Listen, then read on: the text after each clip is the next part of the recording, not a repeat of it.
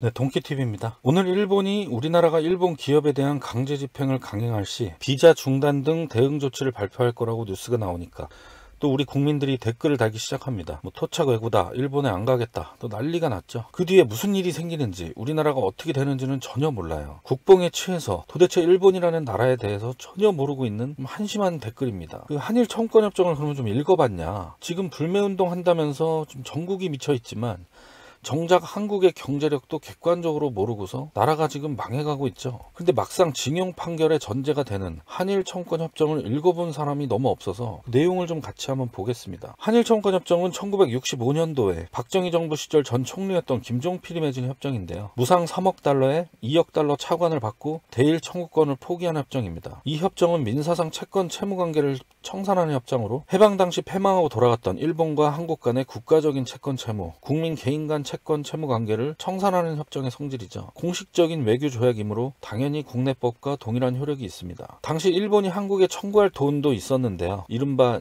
귀속재산이라고 하죠. 한반도에 놓고 간 돈이 무려 52억 달러 이상이었습니다. 한반도 재산의 85%에 해당했죠.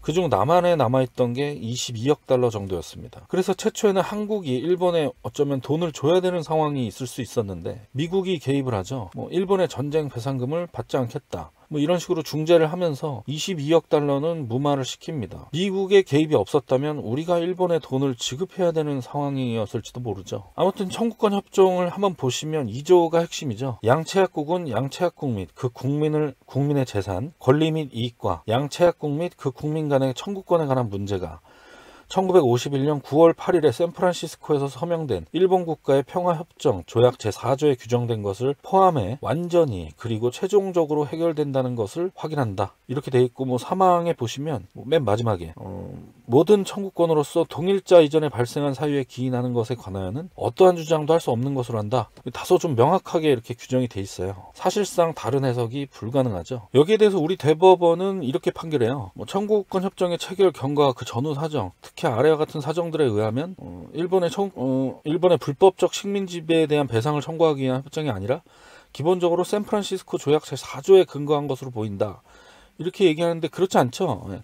샌프란시스코 협약 4조를 포함해서 해결한다고 써놨어요. 전혀 다른 얘기고, 2항에 보시면 내용이 긴데 일본이 식민지배 불법성을 전제로 하는 내용이 없으니까 청구권을 인정한다, 이런 취지의 얘기예요. 이게 무슨 개소리인지 알 수가 없습니다. 네. 세상에 어떤 외교문서에 자국의 불법 행위를 규정하죠? 정신 나간 소리죠. 게다가 이 협정은 식민 지배에 대한 배상금 성격이 아니라 채권 채무 관계를 정리하는데 난데없이 불법 행위를 규정할 리가 없겠죠. 당시 제국주의 시절에 식민 지배 자체에 대해서 배상을 했던 사례는 지금까지 단 한 차례도 없었습니다. 한국의 논리는 마치 남녀가 이혼하면서 재산을 정리해서 여자가 돈을 받고 좀 끝났는데 수십 년 있다가 그때 당시에 나한테 용서받은 건 아니니까 돈 좀 더 내놔라, 이런 얘기나 마찬가지죠. 결혼과는 다르다. 사랑하지 않았다면 결혼 생활 자체도 무효인가요? 그리고 무효인 결혼 생활이라고 해도 재산 분할의 합의 자체도 무효가 될까요? 실제로 징용은 6개월 정도였어요. 그 당시에 조선인들은 서로 못 가서 좀 난리였죠. 징용, 학도지연병 다 마찬가지였습니다. 일본에 못 가서 난리였죠. 이렇게 뻔뻔하게 협정을 해놓고 합의를 위반할 수 있나요? 더 황당한 건 협정 당시에 일본은 한국인 개개인에게 개인 배상을 하겠다고 제안까지 했죠. 한국 정부가 이를 거부하고 정부에 직접 지급하면 우리가 알아서 처리하겠다고 제안해서 결국 한국 정부에 지급했습니다.